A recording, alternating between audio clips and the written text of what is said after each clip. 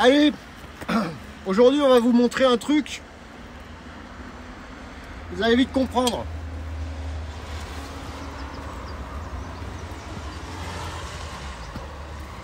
On est sur le piémont pyrénéen, on est dans les Hautes-Pyrénées. Au diable les varices. Merci pour mon assistant. Voilà le temps que vous avez ici. Voilà, c'est très très joli. Mais ne venez pas trop parce qu'il y a quand même des ours, des loups et des grizzlies, des trucs, d'un machin. Bon, et il y a aussi, vous regardez ça. Ça, il est beau. Voilà.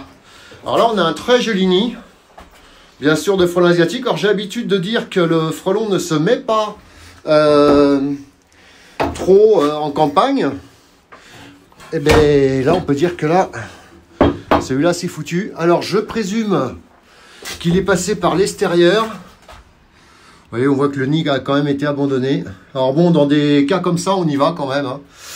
Parce que à l'abri, vous avez pu voir l'année dernière que j'avais déjà trouvé des frelons. Voilà. Vous voyez, une architecture tout à fait parfaite. Alors, on va lui faire une petite autopsie, comme d'hab. Allez, on va aller voir ça. Là. On va voir, bon, théoriquement, il n'y a rien dedans. De toute façon, vu la température qu'il fait, j'ai des doutes, hein, qu'il y ait quelque chose. Allez. Vous voyez, de la cellulose.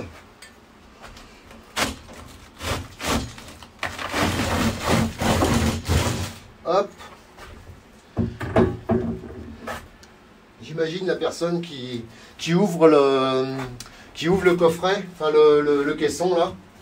Parce que là, hein, vous avez tous les frelons qui sont à l'intérieur. Ils savent que le coffret va être ouvert. Voilà. Un nid de 2020. On va voir un peu ce que ça donne là-dedans. Alors, il n'y a plus rien là. Le nid est entièrement vide. Alors, sur les nids comme ça, on s'en méfie, surtout quand ils sont à couvert. Alors d'où le fait quand même qu'en prévention, j'explique souvent que quand vous avez des caissons comme ça qui ne sont pas souvent ouverts, hein, c'est quand même taper dessus parce que là, si vous ouvrez, c'est des clés à quart de tour. Enfin bon, bref. Et si jamais vous ouvrez, vous bataillez parce que c'est de la ferraille, vous ouvrez ça, c'est réglé. Hein. Là, il y a tous les frelons qui sont en train de dire qui c'est qui ouvre. Vous ouvrez la porte, ils vous foncent dessus. Et là, vous n'êtes pas bien. En plus, on est en zone blanche. Donc, pas top du tout. Alors là, ce qu'on va faire, on va quand même revérifier une deuxième fois. Hop. Voir un peu ce qu'il y a là-dedans. On voit qu'il n'y a que dalle.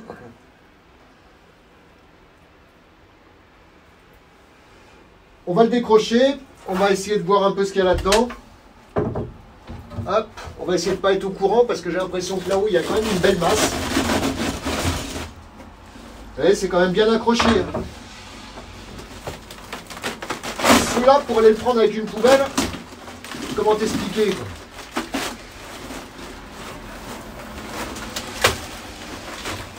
Voilà. Et franchement, un beau bébé. Hein. Vous voyez, ça c'est marrant, ils ont refait un peu ici. Donc on va découper les galettes.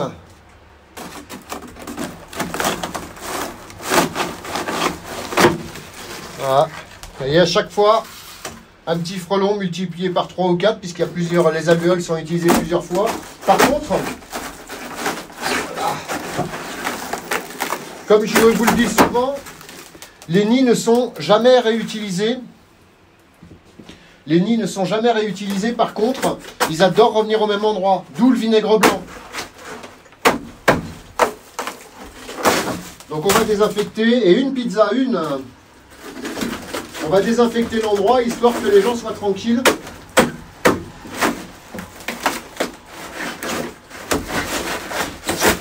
voyez que c'est solide. Hein.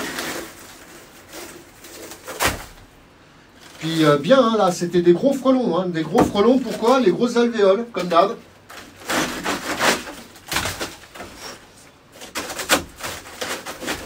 Vous voyez un peu la structure, comment elle est solide.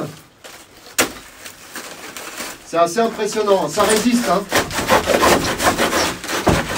Alors vous me direz, mais pourquoi ils ne réutilisent pas les nids? Bah, tout simplement pour les... Regardez, vous voyez, ils ont même rebouché les alvéoles ici, là.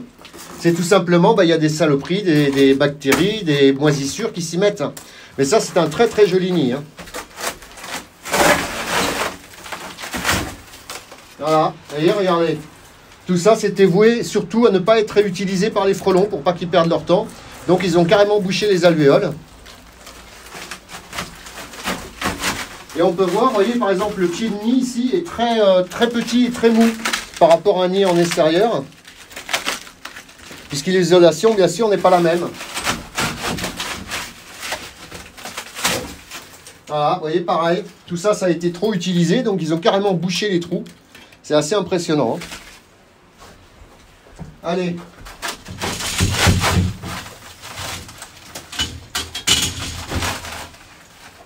Donc là, bien sûr, tout a désinfecté. Hein.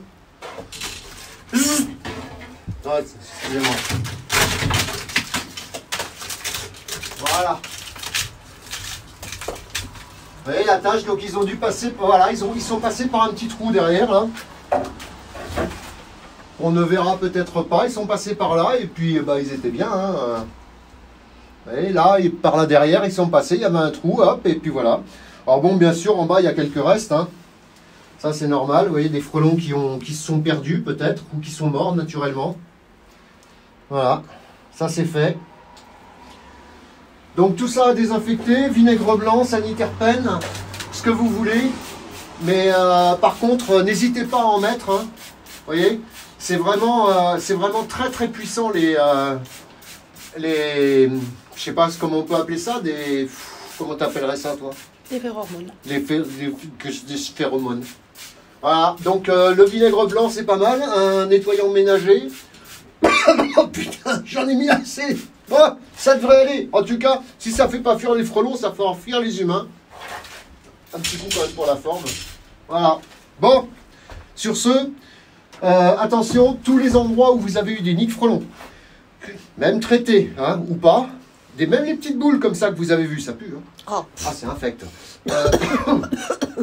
Même les petites boules, pensez à désinfecter les endroits où vous avez déjà eu des nids de frelons, parce que franchement, ça peut revenir au même endroit. Hein. Ça arrive très régulièrement, même dans les arbres, donc ça peut être aussi un désavantage pour eux. Et puis voilà quoi. La suite au prochain numéro, dans la joie et la bonne humeur. Tu crois que je peux allumer le nid de frelon avec mon laser? C'est pas bien. C'est pas bien. Hein. C'est pas bien. C'est pas bien, on va pas faire alors. Voilà, dans la joie et la bonne humeur, pensez à ce que je vous ai dit, pour éviter d'avoir des nids de frelons chaque année au même endroit, c'est quand même pratique. Après, vous pouvez surveiller, un petit coup de bombe quand vous voyez la reine. Surtout, ne loupez pas la reine, parce qu'autrement, après, elle va se mettre sous un toit, etc. Alors ça devait être un nid secondaire, mais vous avez vu la taille qu'il avait pour un nid secondaire, il était quand même pas mal. Je vous montre la galette principale. Hop là. Voilà. Ça, c'est un nid secondaire, donc là, il faut un gros seau, hein, une belle poubelle hein, quand même. Hein. Ah, puis alors là, je te dis pas pour... De toute façon... Regarde-moi ça. Et là, on n'a plus qu'à compter les frelons. 1, 2, 3, 4, 5. Bon, on va manger. Hein. Bye bye. La suite au prochain numéro. Ciao, dans la joie et la bonne humeur. Quick.